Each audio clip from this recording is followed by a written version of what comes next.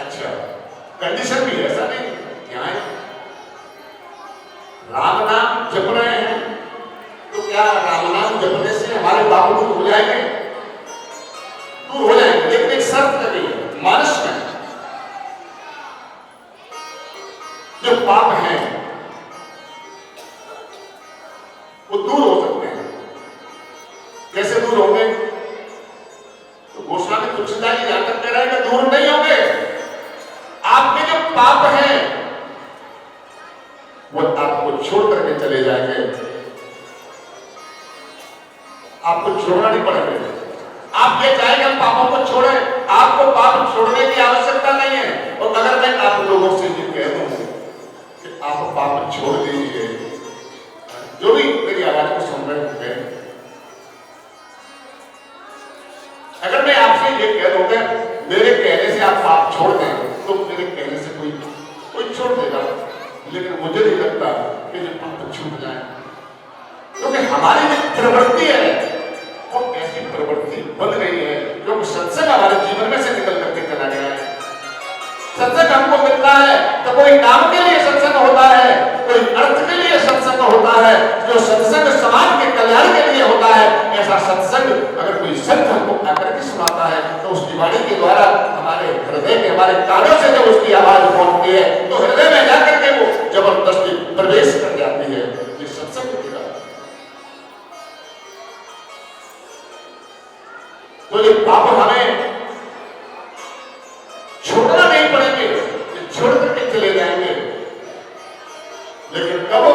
जब हम सत्संग में आएंगे, जब हम सत्संग में आएंगे तब हम राम की महिमा को जानेंगे। तो इसकी शर्त बताई है, क्या लिखा है कि मन क्रम वचन जनित अग जाए, सुनहि कथा श्रवण मन आए।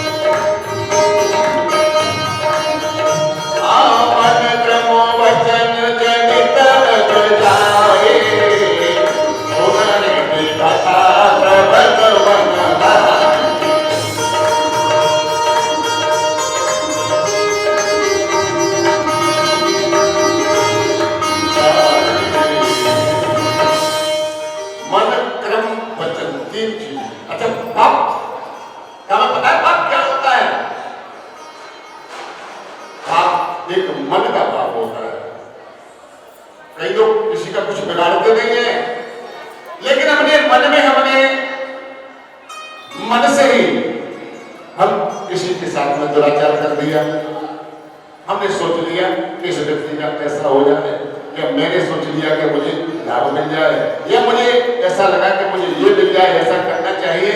ये मन का पाप है। एक वाचक पाप होता है, वाणी के द्वारा हम किसी को कुछ करते नहीं है, लेकिन बात ऐसी कहते हैं कि सामने वाला रो पड़ता है, रोने लगता है। और कभी कभी हम वचनों से कह देते हैं मर जाए और न जाने कितनी कितनी बातें बोल जाते हैं। ये पाप है।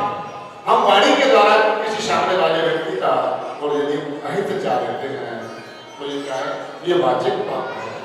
मनसा पाप मैंने बताया, ये वाचिक पाप है। और दिश का पाप होता है कर्मणा, कर्म का किया हुआ पाप। न मन से कुछ बोल रहा है, न वाणी से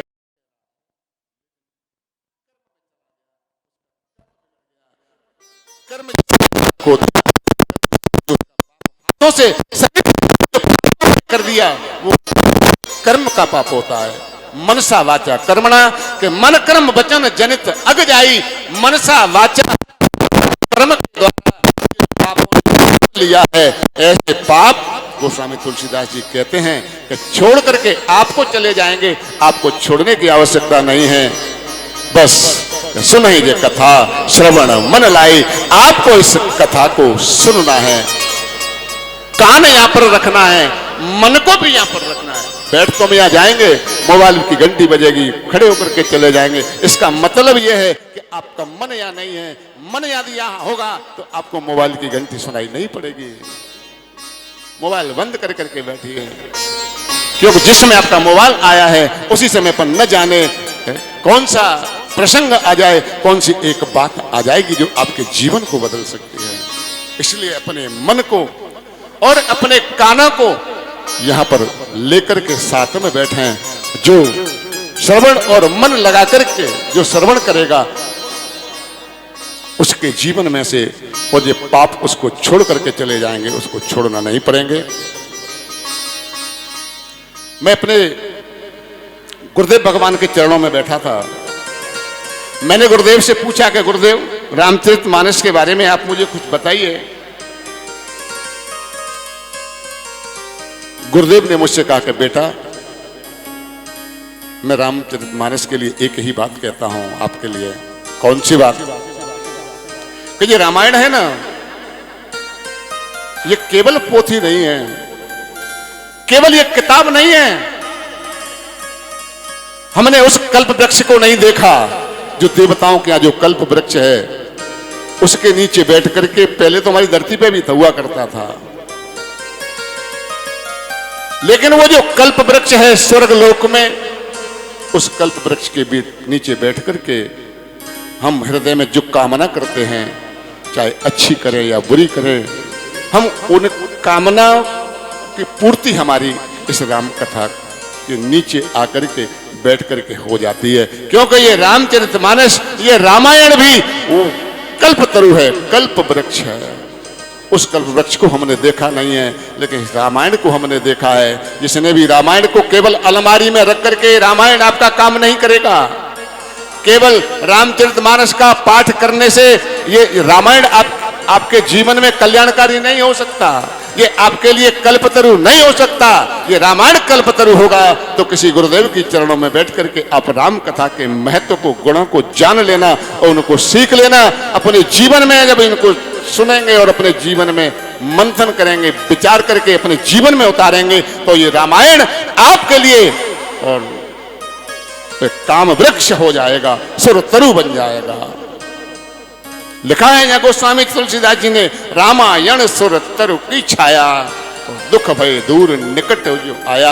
मुझे गुरुदेव ने यही बताया कि बेटा, ये रामायण केवल ग्रंथ नहीं है, रामायण तो वह कल्प वृक्ष के समान है। जो भी इसके नीचे आता है और उसके जीवन के जो कष्ट हैं वो दूर हो जाते हैं, जो भी दुख उसके जीवन का है वो दूर हो जाते हैं।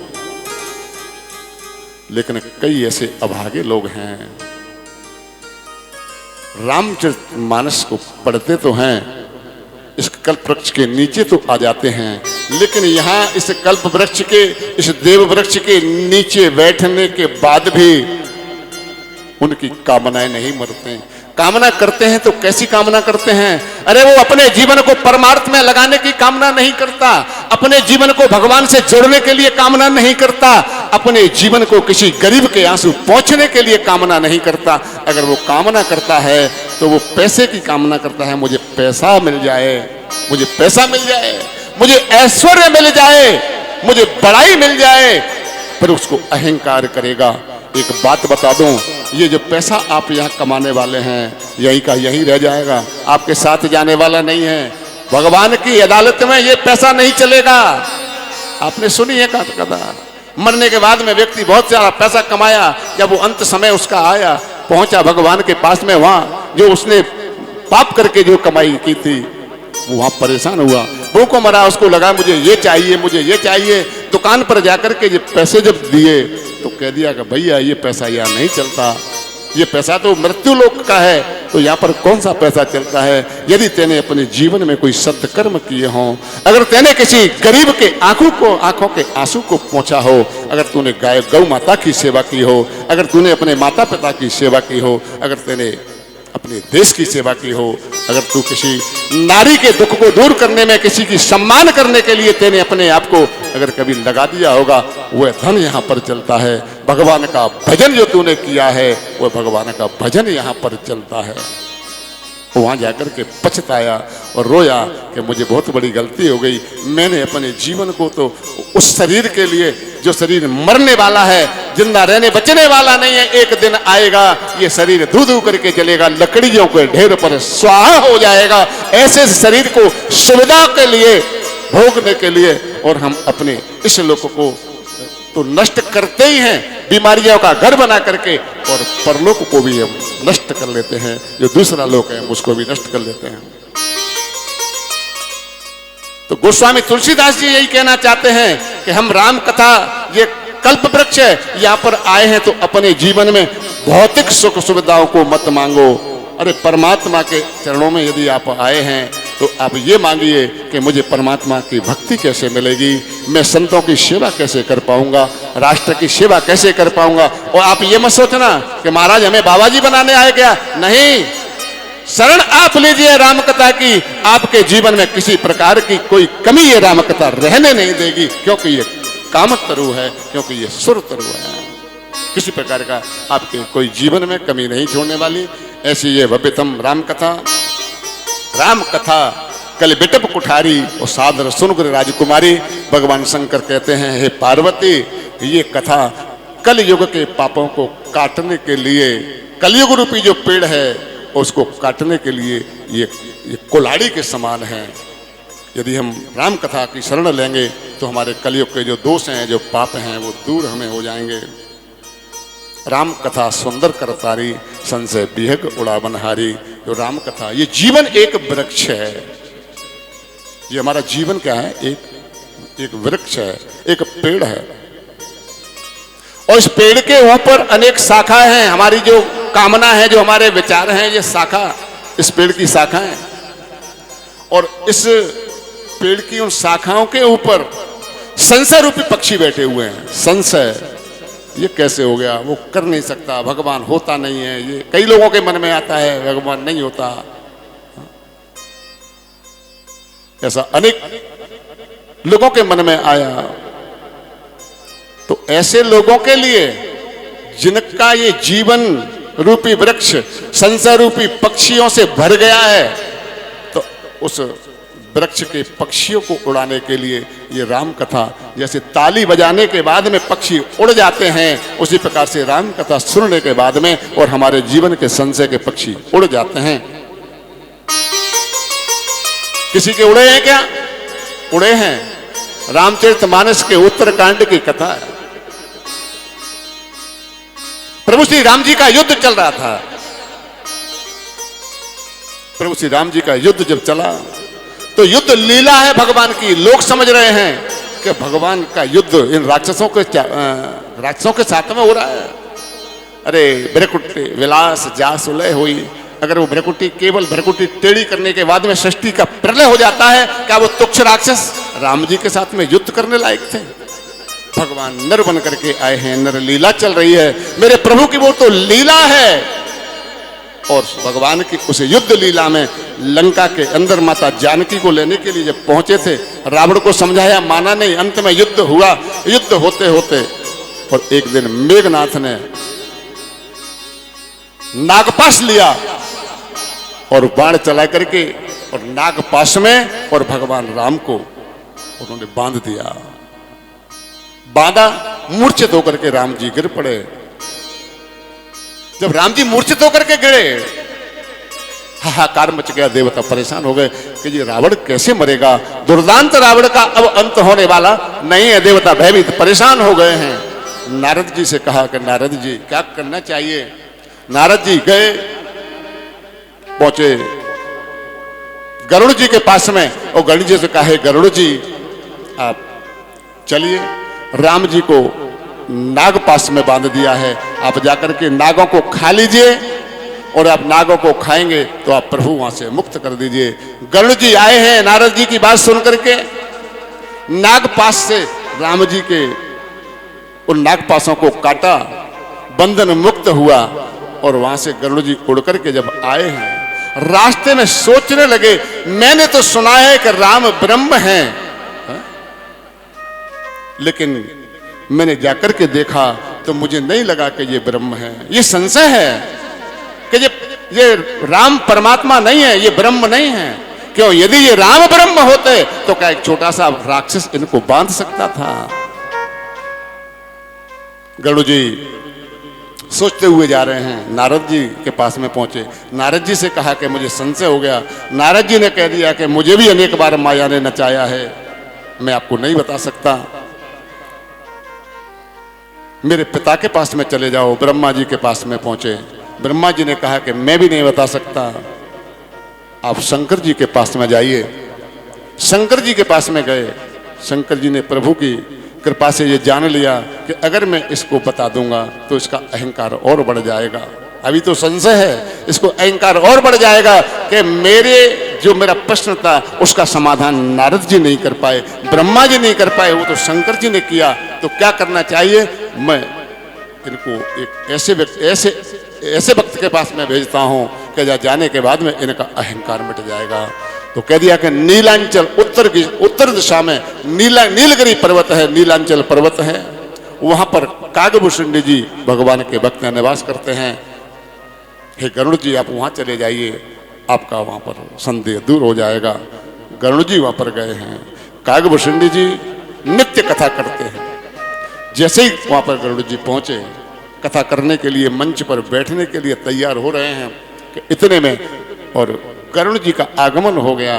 कागभूषण जी ने देखा कि सामने से पक्षीराज गरुड़ आ रहे हैं, उठ करके गए और उनका सम्मान किया है। हे पक्षीराज, आपका आगमन किस कारण से हुआ, आप मुझे बताइए। बड़ा सम्मान उनका किया।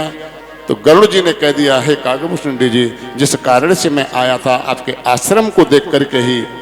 बड़ी कथा है। इनको वरदान प्राप्त था कागभूषण जी को कि तुम जहां रह करके भजन करोगे, आपने राम के गुणों को गाया है, राम का भजन किया है। राम के भजन का प्रताप यह है कि तुम जहां रहते हो उसके 100 योजन दूर तक और कोई माया किसी की रह नहीं सकती। प्रभु की माया दूर उसको सता नहीं सकती। उस माया के प्रभाव से गरुड़ जी का भी मोह दूर हो गया। भगवान की जो माया थी जिसके कारण मोह हो गया था, वो दूर हो गया। उन्होंने कह दिया कि आपका आश्रम का दर्शन करते ही और मुझे जो संशय था, मेरा संशय दूर हो गया। लेकिन फिर भी हे कागभूषण जी, आप मुझे उस कथा को सुनाइए जो राम कथा है, मैं उसको सुनना चाहता हूँ। कागभूषण जी बड़े प्रसन्न हुए हैं। कागभूषण जी ने गरुड़ जी को ये राम कथा, हम और आप जिसको बैठ करके 9 दिन सुनने वाले हैं, इस कथा को और सुनाया है कागभूषण जी ने। और कागभूषण जी ने जब सुनाया गरुड़ जी को, तो सुनने के बाद में आज गरुड़ जी के नेत्रों से अश्रु वर्षा हो गई। और गरुड़ जी ने कहा कि मैं धन्य हो गया, आपने ऊपर मेरी बड़ी कृपा की है। और इस कथा को सुनने के बाद में मेरे सभी जो संदेह थे, वो मेरे पूरे सभी संदेह मेरे समाप्त हो गए हैं। ऐसा ये सुंदर राम कथा और ऐसी सुंदर राम कथा। आइए 2 मिनट हरि नाम कीर्तन करेंगे। उसके बाद में मैं आप लोगों के साथ बैठ करके कुछ बातें मैं पूछूंगा कि कथा रोकी जाए या कथा को आगे बढ़ाया जाएगा। आइए हरि नाम कीर्तन। हरे रामा रामा राम सीता राम राम राम, रामा राम सीता राम राम राम,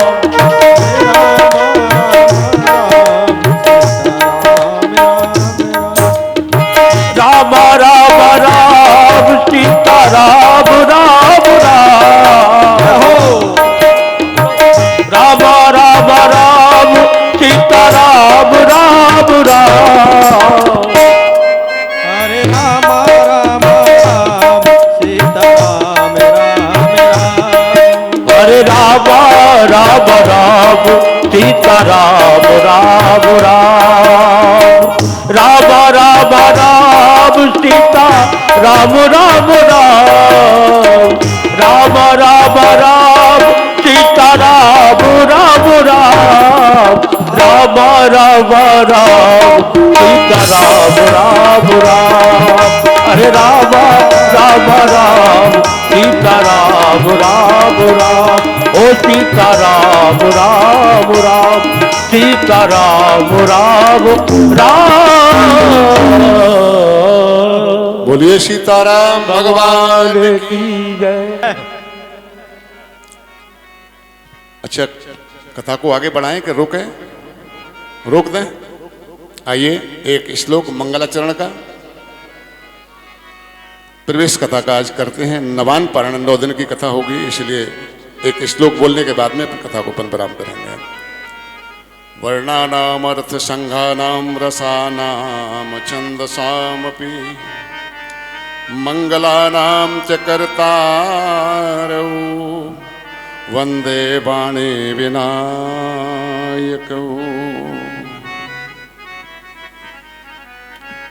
गोस्वामी तुलसीदास जी ने सर्वप्रथम रामचरितमानस में माता सरस्वती की वंदना की है और भगवान गणपति का वंदन किया है। पहले माता सरस्वती और बाद में भगवान गणपति का वंदन। वैसे होता यह है कि पहले गणेश जी का पूजन किया जाता है, उसके बाद में अन्य देवताओं का पूजा किया जाता है। लेकिन गोस्वामी तुलसीदास जी ने लिखा है कि मंगला नाम च कर्तारौ वंदे वाणी, वाणी माने सरस्वती, और उसके बाद में विनायक हो। तो पहले सरस्वती की क्यों और बाद में गणेश जी की क्यों? सरस्वती की पहले इसलिए कि सरस्वती देवी हैं, वाणी की, जिब्या की देवी हैं।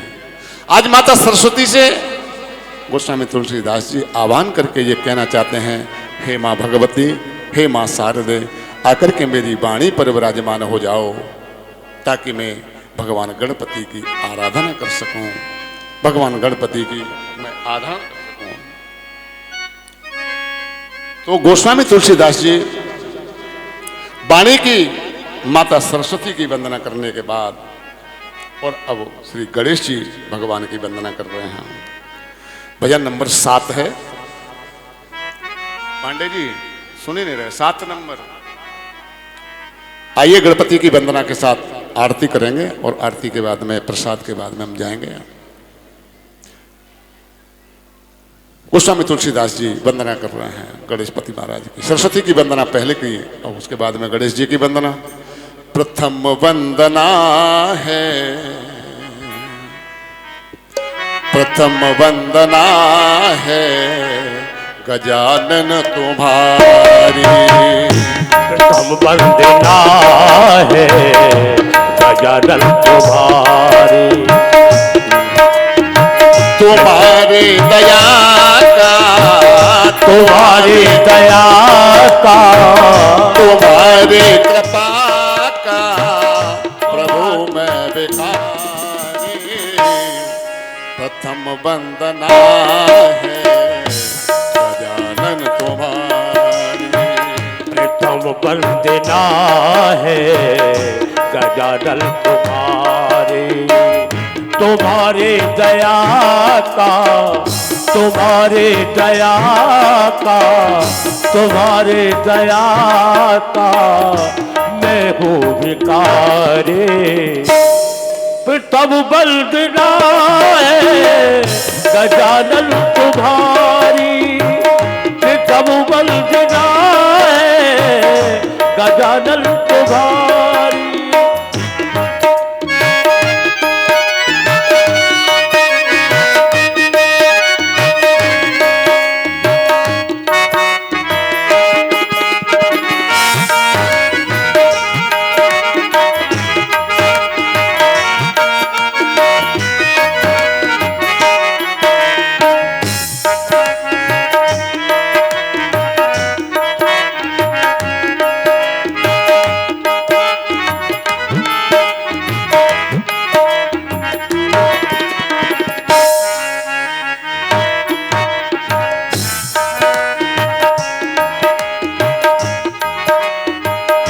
रिद्धि सिद्धि के दाता तुम्हें हो। रिद्धि सिद्धि के दाता तुम्हें हो। रिद्धि सिद्धि के दाता तुम्हें हो। दुखियों के भाग्य विधाता तुम्हें हो। दुखियों के भाग्य विधाता तुम्हें हो। गौरी सुबन सो है, गौरी सुबन सो है मुझसे की सवारी। प्रथम वंदना है गजानन तुम्हारी। प्रथम वंदना है गजानन तुम्हारी। वो तुम्हारे दया का, तुम्हारे कृपा का बेगो बेकारे पृथव बल बिना है गजानन तुम्हारे पृथव बल बिना है गजानन तुम्हारे जय हो।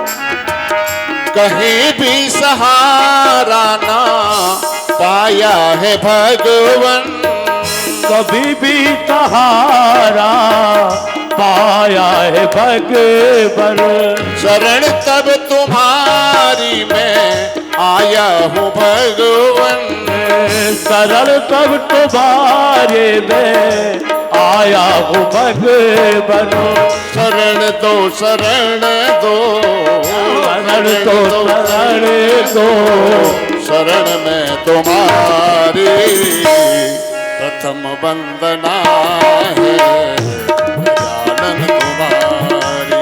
ओ प्रथम वंदना है गजानन तुम्हारे ओ तुम्हारे दयाता तुम्हारे दयाता तुम्हारे कृपाता मैं हूँ बिकारे प्रथम बल बिना है गजानन तुम्हारी ओ प्रथम बल बिना है गजानन तुम्हारी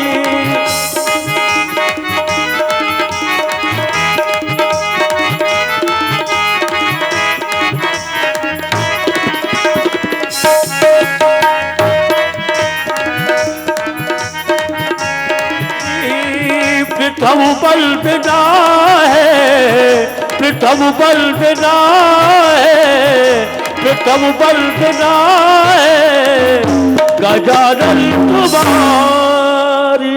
बोलिए भक्तवत्सल भगवान की जय। आरती की थाली तैयार करें, सभी लोग आरती के लिए खड़े हो जाएं। कथा का फल है आरती और आरती का फल होता है प्रसाद और पुण्यों का फल है कथा और कथा का फल है आरती और आरती का जो प्रसाद है वो है प्रसाद। आइए आरती के लिए सभी लोग खड़े होकर के आगे आ जाएं। जो नीचे बैठे हैं सभी लोग खड़े हो जाएं आरती के लिए।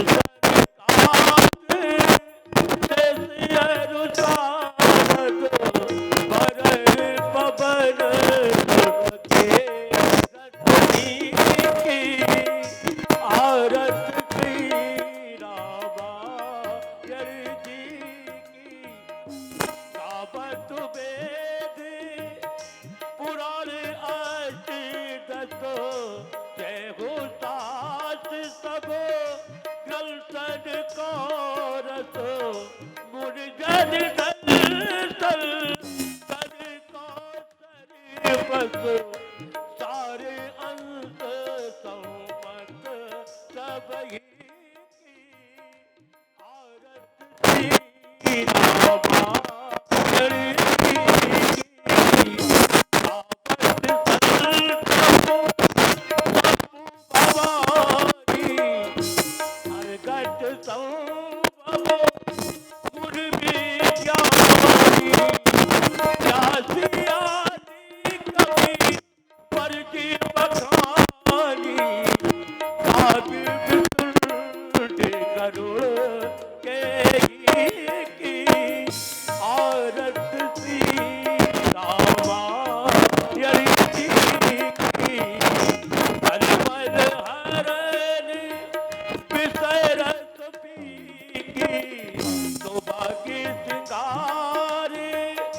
मुक्त जो बटी की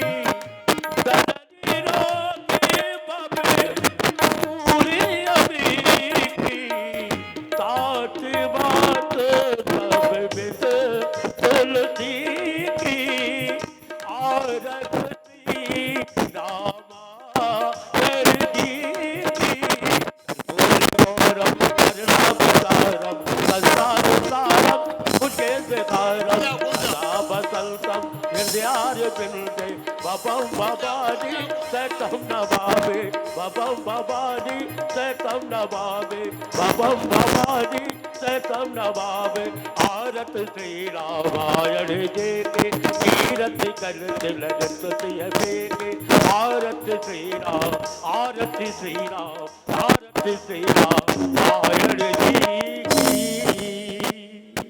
बोलो श्री सीताराम भगवान की जय। बोलो व्यासी महाराज की जय। पुष्प अंजलि बोलो मन से।